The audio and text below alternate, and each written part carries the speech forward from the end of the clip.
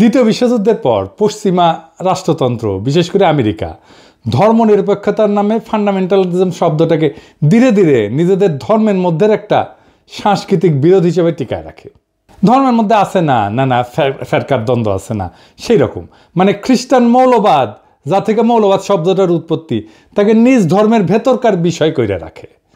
মানে এটা আমাদের ঘরের একটা ব্যাপার। রক্ষণশীল খ্রিস্টান হওয়া কোনো অসুবিধা নাই, কিন্তু রক্ষণশীল মুসলমান এটা হওয়া যাবে না। কেন যাবে না?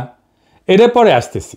আমেরিকার, সোভিয়েত ইউনিয়নের কোল্ড ওয়ারের টাইম থেকে এই ফান্ডামেন্টালিজম ধীরে ধীরে একটা পলিটিক্যাল এবং সিকিউরিটি টার্ম হয়ে দাঁড়ায় পশ্চিমা বিশ্বের, বিশেষ করে ইরানের বিপ্লবের পরে 1779 সালে।